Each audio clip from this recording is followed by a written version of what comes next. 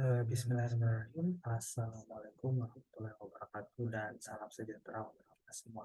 Perkenalkan, nama saya Raffi Rana dengan NIM akhir 201108 dan hari ini saya akan menjelaskan tentang apa yang telah saya dapatkan di mata kuliah Sistem Komunikasi dan Kabel, terutama yang telah dibawakan oleh Kak Nurul.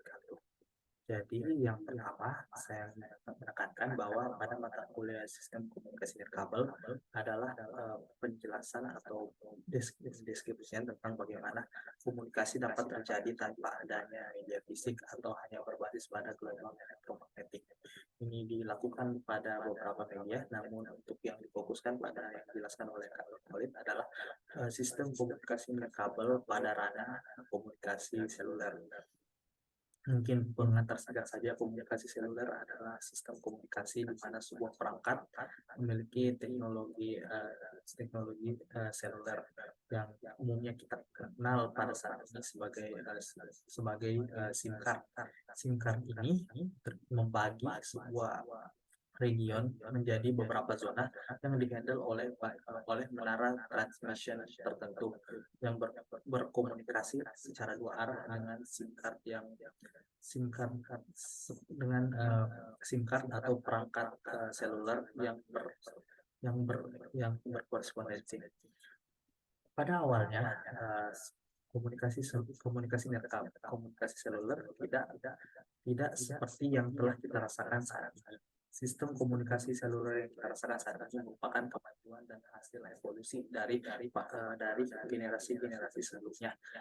Awal mula tiap generasi atau lebih kita kenal dengan G memiliki kelebihan dan kekurangannya masing-masing dalam perkembangannya.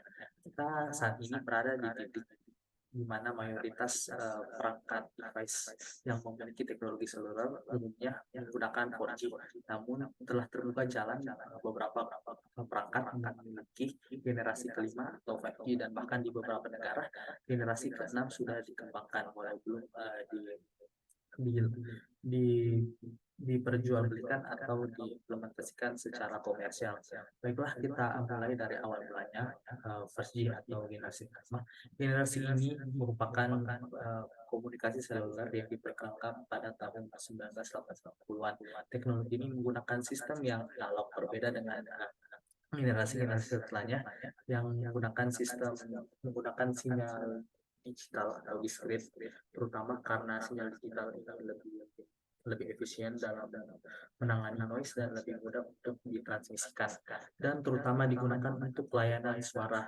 Yaitu mungkin kita ingat sama-sama di mana ponsel hanyalah telepon atau lebih identik dengan landline, di mana semua komunikasi hanya berbasis suara. Ponsel genggam hanya bisa menelpon. Teknologi ini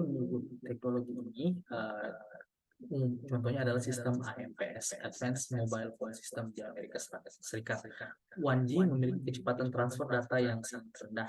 Sebagaimana kita tahu, ini adalah teknologi yang paling awal dan terbatas hanya pada panggilan suara.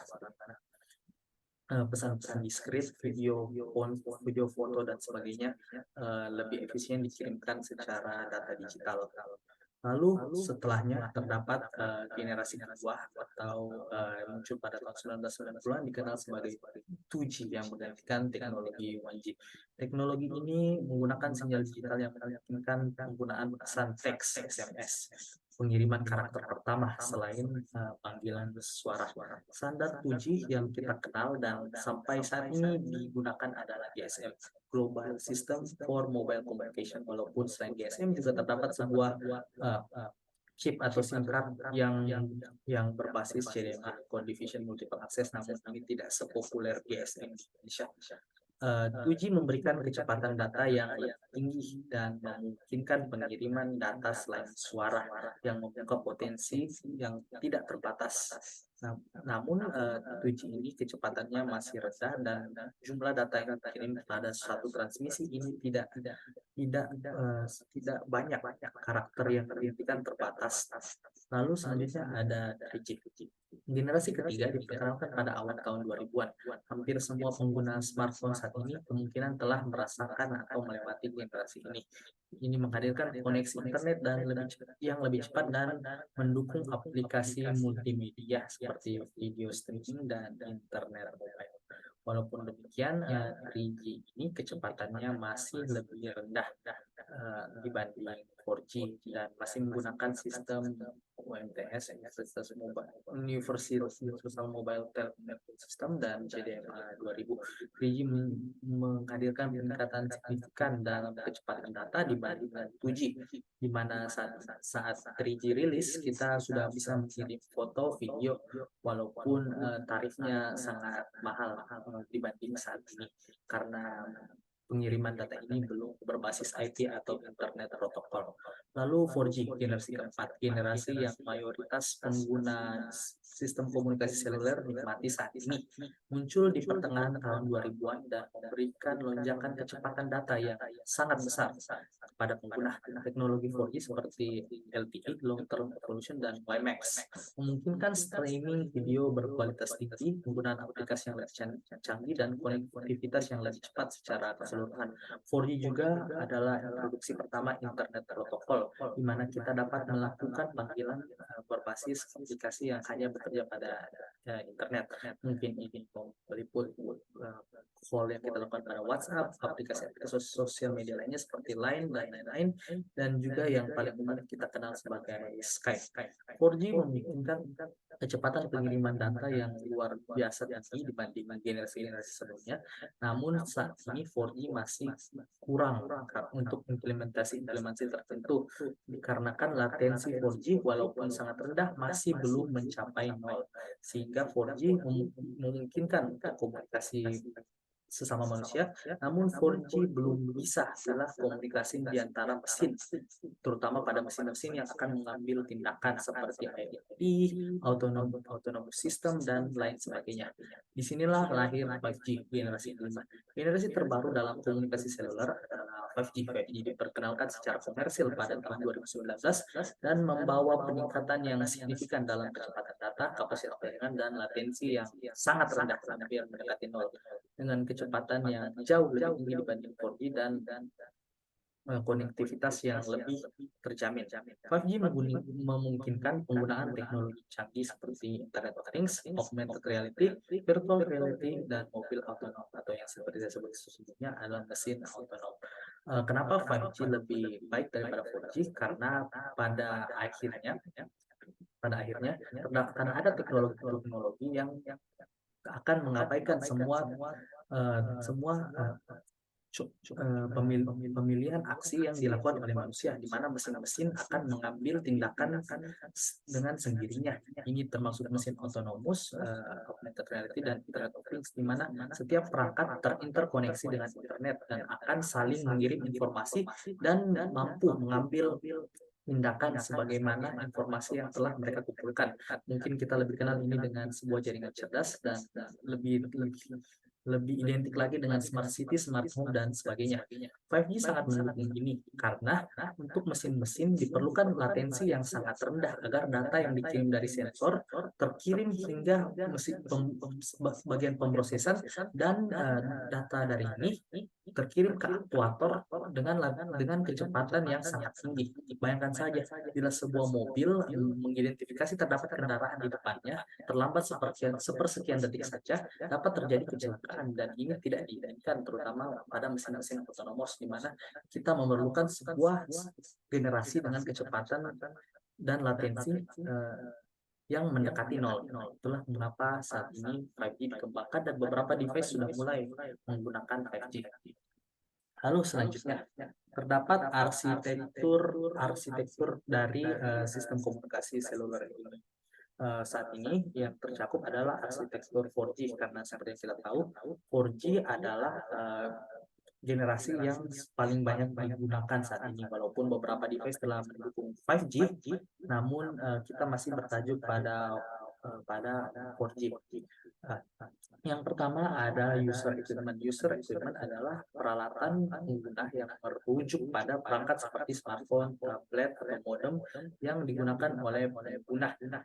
Semua perangkat ini memiliki slot atau SIM card, baik itu untuk kartu GSM dan sebagainya, walaupun mayoritasnya adalah kartu GSM, yang memungkinkan perangkat ini untuk beroperasi pada sistem komunikasi seluler. User equipment memiliki kemampuan untuk terhubung ke jaringan 4G dan menggunakan layanan yang disediakan. Layanan ini sebagaimana layanan 4G sebelumnya, selain berkomunikasi secara dua arah dengan menara G Note B, ini juga dapat melakukan berbagai aksi dengan internet protokol dan sebagainya. Lalu selanjutnya adalah menara E-Note B. Ralat tadi G-Note B itu untuk 5G. E-Note B adalah stasiun dasar dalam arsitektur 4G sebagai yang telah dijelaskan oleh kakak. Terdapat sebutan yang berbeda untuk setiap stasiun yang digunakan pada generasi-generasi yang berbeda. Kita mungkin mengenal Note B itu untuk menara 3G. BTS umumnya atau base call station. Base call station itu digunakan untuk mendeskripsikan menara 1G, BTS untuk 2G, Note B untuk 3G, Enhanced Note B untuk 4G, dan 5G Note B untuk 5G. Ini berbeda dengan generasi-generasi dan kemampuan dari station itu sendiri. Sebagaimana kita tahu, tower station itu adalah salah satu komponen paling dasar dari komunikasi seluler. Ini bertanggung jawab untuk mengelola koneksi nirkabel dengan user experience dan mengendalikan lalu lintas. Bagaimana kita tahu, kebanyakan dari user equipment itu berpindah-pindah dan menara harus memperhitungkan di mana menara mana yang mengakuisisi user equipment ini, di mana mereka berada, menara mana yang paling dekat dengan mereka, dan menara mana yang paling efisien untuk mengontrol komunikasi yang mereka lakukan. E-Note B juga bertanggung jawab untuk mengatur parameter radio, mengelola penjadwalan data, dan mengoptimalkan kinerja jaringan. Lalu ada EPC, Packet Core. EPC adalah inti dari jaringan 4G dari beberapa komponen utama yang bekerja bersama untuk mengatur dan mengendalikan lalu lintas data. Beberapa komponen EPC termasuk MME, Mobile Management Entity, bertanggung jawab untuk mengelola mobilitas pengguna. Sebagai kita tahu, perangkat-perangkat ini sangat mobile, berpindah-pindah, dan perlu diakuisisi menara mana yang paling efisien untuk bertanggung jawab atas komunikasi yang mereka lakukan. Bagian ini melacak posisi user equipment dan mengatur pemindahan user equipment antara E-Note B yang bertanggung jawab untuk mengendalikan komunikasi yang mereka lakukan, yang berbeda saat pengguna bergerak. Mobile Management Entity juga mengelola autentikasi pengguna, otorisasi, dan keamanan. Sebagaimana kita tahu, untuk melakukan komunikasi seluler digunakan kartu SIM card yang berupa GSM. Ponsel-ponsel umumnya ini saat ini memiliki dua IMEI sehingga memiliki dua slot GSM, sehingga menara saat ini perlu melakukan tindakan yang lebih banyak untuk mengontrol gap device.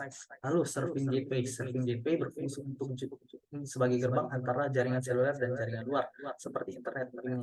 Ini mengarahkan lalu lintas data antara user equipment dan jaringan luar. Lalu ada PDN gateway atau PGW bertanggung jawab untuk mengelola koneksi antar jaringan 4G dan jaringan yang lebih luas seperti jaringan internet protokol. Ini menangani fungsionalitas seperti alamat IP pengguna, keamanan, dan routing data. Lalu terdapat HSS Home Subscribe Server adalah basis data pusat yang menyimpan informasi pengguna seperti profil pengguna, informasi langganan, dan kunci enkripsi. HSS digunakan untuk autentifikasi pengguna saat mereka terhubung ke jaringan 4G. Lalu ada PCRP, Policy and Charging Rules Function, mengatur kebijakan dan aturan pengisian dalam jaringan 4G. Ini memastikan pengguna mendapatkan layanan yang tepat dan mengelola kebijakan tarif. Yang selanjutnya adalah IMS, IP Multimedia Subsystem, adalah arsitektur yang mendukung layanan multimedia seperti panggilan suara, video melalui jaringan. IP ini memungkinkan pengguna untuk menggunakan panggilan suara dan video berkualitas melalui jaringan 4G. Sebagaimana kita tahu, banyak aplikasi di 4G itu melakukan panggilan sudah tidak berbasis eh, komunikasi antar seluler yang dilakukan pada 1G, 2G, 3G yang hanya berbasis telepon dan memakan banyak pulsa. Banyak komunikasi di 4G ini menggunakan internet protokol. Lalu yang terakhir adalah backhaul network. Backhaul network adalah jaringan yang menghubungkan eNodeB dengan EPC. Ini menyediakan jalur komunikasi untuk mentransfer lalu lintas data antara eNodeB dan EPC. Untuk 4G dan 5G itu 4G itu lebih 4G itu masih berbentuk seperti pemusatan seperti komunikasi-komunikasi sebelumnya, namun 5G itu lebih akan terpisah base stationnya untuk karena seperti yang kita tahu di Jepang tersendiri jumlah base station untuk 5G atau G-Node B itu sangat banyak. Ini memungkinkan banyak sekali mesin otonomus yang dilakukan dan meningkatkan efisiensi komunikasi di sana. Mungkin hanya ini yang dapat saya sampaikan, kurang lebihnya mohon dimaafkan. Assalamualaikum warahmatullahi wabarakatuh.